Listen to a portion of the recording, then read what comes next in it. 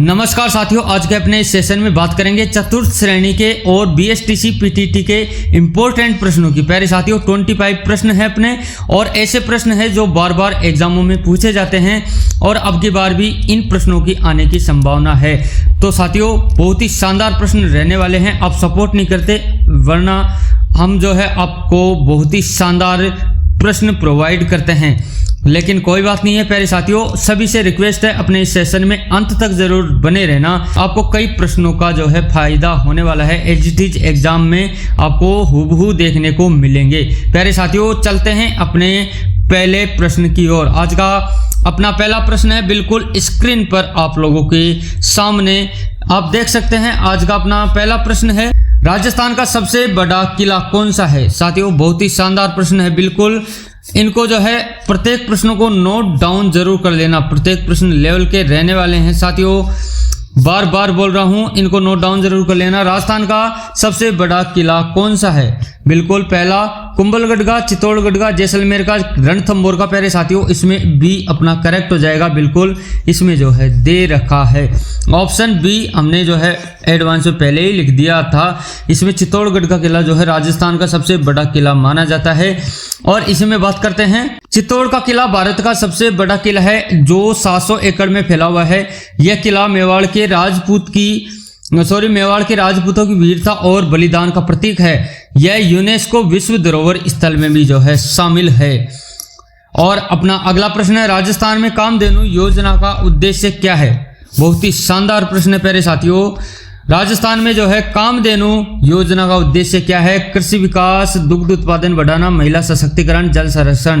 प्यारे साथियों बिल्कुल ऑप्शन बी इसमें करेक्ट हो जाएगा। दुग्ध उत्पादन बढ़ाना जो है कामधेनु योजना का मुख्य उद्देश्य है। और इसी में बात करते हैं, कामधेनु योजना का उद्देश्य राज्य में दुग्ध उत्पादन को बढ़ावा देना है। इसके तहत किसानों को उन्नत नस्ल की गायें प्रदान की जाती है। यह योजना ग्रामीण अर्थव्यवस्था को सुदृढ़ करने में सहायक है। साथियों बहुत ही शानदार लाइनें थी। और अगला प्रश्न है अपना, वीर भारत सभा की स्थापना किसने की थी। बिल्कुल प्यारे साथियों इसमें जो है अपना बी ऑप्शन करेक्ट हो जाएगा। केसरी सिंह 12 ने की थी, ऑप्शन बी इसमें राइट हो जाएगा प्यारे साथियों। और इसी में बात करते हैं, केसरी सिंह 12 ने जो है 1910 में वीर भारत सभा की स्थापना की थी, याद रखना। और इसका उद्देश्य युवाओं में देशभक्ति की भावना को जागृत करना था। यह सभा स्वतंत्रता संग्राम में महत्वपूर्ण भूमिका निभाई, यानी यह इस सभा ने स्वतंत्रता संग्राम में जो है महत्वपूर्ण भूमिका निभाई थी। याद रखना इन बातों को, और कहीं से भी जो है अपना प्रश्न बन सकता है, इसलिए आप सभी बातों को नोट डाउन जरूर कर लेना। अगला प्रश्न है, राजस्थान का राज्य पक्षी कौन सा है। बिल्कुल इसमें ऑप्शन सी दे रखा है, गोडाउन है प्यारे साथियों। और गोडाउन जिसे ग्रेट इंडियन बस्टर्ड भी कहा जाता है, राजस्थान का राज्य पक्षी है। यह एक संकटग्रस्त प्रजाति है और मुख्यतः थार मरुस्थल में पाया जाता है। इसके संरक्षण के लिए विशेष प्रयास किए जा रहे हैं। और अपना अगला प्रश्न है, राजस्थान में इंदिरा गांधी नहर परियोजना का मुख्य उद्देश्य क्या है। साथियों बिल्कुल ऑप्शन सी इसमें जो है करेक्ट हो जाएगा। मुख्य उद्देश्य जो है इंदिरा गांधी नहर परियोजना का जो है सिंचाई सुविधा प्रदान करना है। और इसी में बात करते हैं, इंदिरा गांधी नहर परियोजना का उद्देश्य राजस्थान के शुष्क क्षेत्रों में सिंचाई सुविधा प्रदान करना है। यह भारत की सबसे लंबी नहर प्रणाली है। इससे बीकानेर, जैसलमेर, बाड़मेर आदि जिलों को जो है लाभ मिलता है। सभी की सभी बातें इंपॉर्टेंट हैं, नोट डाउन जरूर कर लेना। अगला प्रश्न है, रणकपुर के जैन मंदिर किस वास्तुकला शैली में बने हैं। साथियों ऑप्शन ए इसमें करेक्ट हो जाएगा। बिल्कुल नागर शैली में बने हुए हैं रणकपुर के जैन मंदिर। और इसमें बात करते हैं, रणकपुर के जैन मंदिर नागर शैली में निर्मित है। यह मंदिर संगमरमर से बने हैं और अपनी नक्काशी के लिए प्रसिद्ध है। यह मंदिर जैन धर्म के तीर्थंकर आदिनाथ को समर्पित है। याद रखना इन बातों को। और अगला प्रश्न है, राजस्थान का कौन सा शहर ब्लू सिटी के नाम से जाना जाता है। बिल्कुल ऑप्शन बी इसमें करेक्ट हो जाएगा, जोधपुर को। जो है ब्लू सिटी के नाम से जाना जाता है। और इसमें देखते हैं जोधपुर को ब्लू सिटी कहा जाता है क्योंकि यहाँ के अधिकांश घर नीले रंग से रंगे होते हैं। यह शहर मेहरानगढ़ किले के लिए प्रसिद्ध है और जोधपुर राजस्थान का दूसरा सबसे बड़ा शहर भी है। और अपना अगला प्रश्न है पुष्कर मेला किसके लिए प्रसिद्ध है? बिल्कुल इसमें तीनों के तीनों ऑप्शन जो है करेक्ट हो जाएंगे, यानी ऊँटों का व्यापार, हस्तशिल्प प्रदर्शनी, धार्मिक अनुष्ठान जो है पुष्कर मेले में देखने को मिलते हैं। ऑप्शन डी यानी उपरोक्त सभी राइट हो जाएगा। और इसमें पुष्कर मेला विश्व प्रसिद्ध मेला है जो कार्तिक पूर्णिमा के समय आयोजित होता है। यह मेला ऊँटों के व्यापार, हस्तशिल्प प्रदर्शनी और धार्मिक अनुष्ठानों के लिए प्रसिद्ध है। यह मेला राजस्थान की सांस्कृतिक विरासत को दर्शाता है। और अगला प्रश्न है राजस्थान में सरिस्का राष्ट्रीय उद्यान कहाँ स्थित है? अलवर, सवाई माधोपुर, भरतपुर, कोटा। बिल्कुल ऑप्शन ए इसमें यानी करेक्ट हो जाएगा। ए सरिस्का राष्ट्रीय उद्यान जो है अलवर में देखने को मिलता है और यह बाघों के संरक्षण के लिए प्रसिद्ध है। यह अरावली पर्वतमाला में स्थित है और जैव विविधता से भरपूर है। और अगला प्रश्न है राजस्थान में सोनार किला किस शहर में स्थित है? बिल्कुल प्यारे साथियों ऑप्शन बी इसमें करेक्ट हो जाएगा। जैसलमेर में है राजस्थान में जो है सोनार का किला।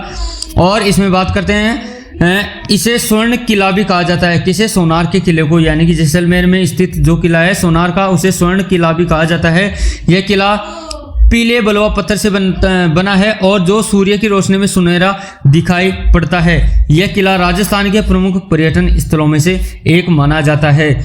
और अगला प्रश्न है राजस्थान का राज्य पुष्प कौन सा है? बिल्कुल ऑप्शन सी यानी रोहिड़ा जो अपना राजस्थान का राज्य पुष्प माना जाता है। और रोहिड़ा जिसे तेकमल भी कहा जाता है राजस्थान का राज्य पुष्प भी है और यह शुष्क क्षेत्रों में पाया जाता है और इसकी लकड़ी का उपयोग फर्नीचर बनाने में होता है। यह पर्यावरण संरक्षण में भी सहायक होता है। अगला प्रश्न है राजस्थान में माउंट आबू किसके लिए प्रसिद्ध है? बिल्कुल ऑप्शन सी इसमें करेक्ट हो जाएगा। एकमात्र पहाड़ी स्थल जो माउंट आबू यानी पहाड़ियों के लिए स्थल है, यह बहुत ही शानदार है। यह टूरिस्टों के लिए बहुत ही शानदार प्रदेश है घूमने के मकसद से। और इसमें बात करते हैं माउंट आबू राजस्थान का एकमात्र पर्वतीय स्थल है। यह अरावली पर्वतमाला में स्थित है। यह दिलवाड़ा जैन मंदिर और नक्की झील प्रमुख आकर्षण के केंद्र माने जाते हैं। यह गर्मी में ठंडा मौसम देने वाला प्रमुख पर्यटन स्थल है। अगला प्रश्न है चिरवा किस वन्यजीव अभ्यारण्य के रूप में जाना जाता है? बिल्कुल इसमें ऑप्शन सज्जनगढ़ के लिए जो है वन्यजीव अभ्यारण्य चिरवा जाना जाता है। ऑप्शन सी इसमें लॉक कर देना। और इसमें देखते हैं सज्जनगढ़ अभ्यारण्य को चिरवा के नाम से जाना जाता है। यह उदयपुर जिले में स्थित है। इसे मानसून पैलेस के पास स्थित किया गया था और यह पैंथर, चीतल, जंगली सुअर आदि इसमें जो है देखने को मिलते हैं। और अपना नेक्स्ट क्वेश्चन है राजस्थान में किस स्थान पर रणथंभौर दुर्ग स्थित है? बिल्कुल ऑप्शन बी इसमें बहुत ही इजी प्रश्न है और बार बार रिपीट होने वाला प्रश्न है। सवाई माधोपुर में जो है रणथंभौर त्रिनेत्र जी का गणेश जी का मंदिर और रणथंभौर दुर्ग देखने को मिलता है और यह दुर्ग सवाई माधोपुर में स्थित है। यह एक विश्व धरोहर स्थल है और रणथंभौर राष्ट्रीय उद्यान के भीतर स्थित है।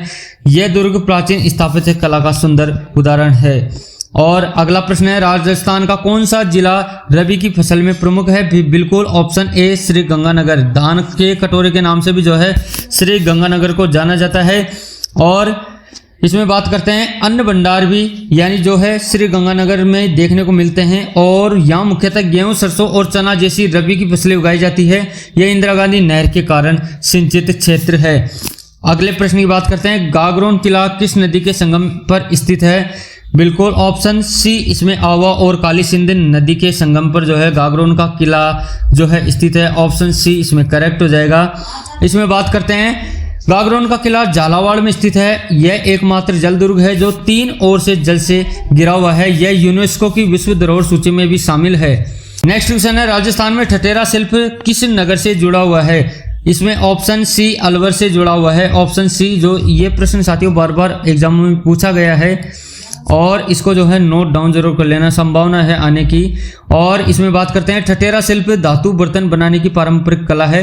अलवर में यह शिल्प पीतल व तांबे के बर्तनों के लिए प्रसिद्ध है। यह शिल्प यूनेस्को द्वारा मान्यता प्राप्त है। और अगले प्रश्न की बात करते हैं केलादेव राष्ट्रीय उद्यान को किस नाम से भी जो है जाना जाता है? किस अन्य नाम से भी जाना जाता है? बिल्कुल भरतपुर पक्षी गना पक्षी विहार के रूप में जो है नाम से जाना जाता है। ऑप्शन ए इसमें करेक्ट हो जाएगा। केवलादेव राष्ट्रीय उद्यान को भरतपुर पक्षी विहार भी कहा जाता है। यह रामसर साइट और यूनेस्को विश्व धरोहर स्थल है। यहाँ साइबेरियन सारस सहित कई प्रवासी पक्षी आते जाते रहते हैं। अगला प्रश्न है, राजस्थान के किस क्षेत्र को वागड़ का क्षेत्र कहा जाता है? इसमें ऑप्शन सी दक्षिणी पश्चिमी मैदान को वागड़ के क्षेत्र के रूप में जाना जाता है। ऑप्शन सी इसमें करेक्ट हो जाएगा। और वागड़ शब्द का अर्थ होता है झाड़ियों से ढका हुआ क्षेत्र। यह दक्षिणी पश्चिमी राजस्थान के भीनमाल, साचौर, सिरोही और आदि क्षेत्रों को कहते हैं और यह क्षेत्र कृषि के लिए उपयुक्त माना जाता है। अगला प्रश्न है, राजस्थान का सबसे ऊंचा जलप्रपात कौन सा है? राजस्थान का सबसे ऊंचा जलप्रपात कौन सा है? इसमें ऑप्शन बी भीमलत जलप्रपात। जो साथियों ये प्रश्न भी बहुत इंपॉर्टेंट है। भीमलत जलप्रपात राजस्थान का सबसे ऊंचा जलप्रपात माना जाता है और यह बूंदी जिले में स्थित है। इसकी ऊंचाई 60 मीटर है। यह मानसून के समय बहुत सुंदर दृश्य प्रस्तुत करता है। अगला प्रश्न है, राजस्थान में सर्वाधिक बोली जो है कौन सी भाषा में बोली जाती है? मारवाड़ी में। बिल्कुल ऑप्शन ए इसमें करेक्ट हो जाएगा।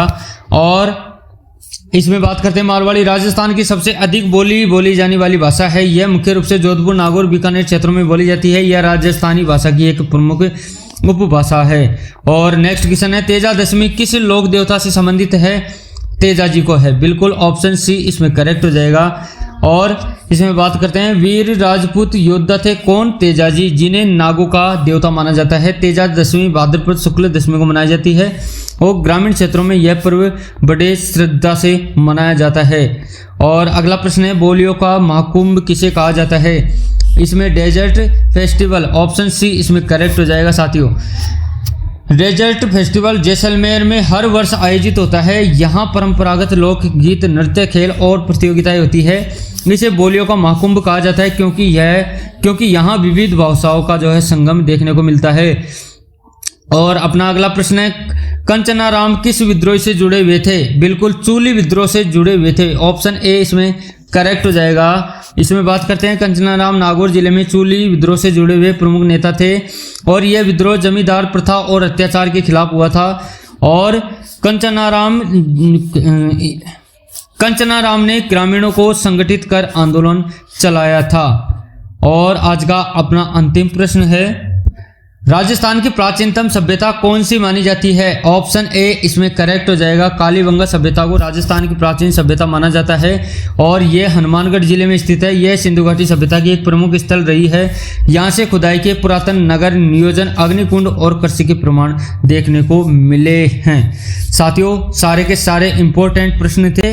उम्मीद है सभी को जो है लास्ट तक आपने देखा होगा और कई प्रश्नों का आपको जो है फायदा होने वाला है। अगर वीडियो थोड़ा सा भी अच्छा लगा हो तो एक लाइक जरूर करना और हम आपकी एग्जाम तक साथ देते रहेंगे। अगर आप हमसे जुड़ना चाहो तो सब्सक्राइब कर सकते हो, अन्यथा कोई बात नहीं है। और अब मिलते हैं अपने अगले वीडियो में नए कंटेंट के साथ। धन्यवाद।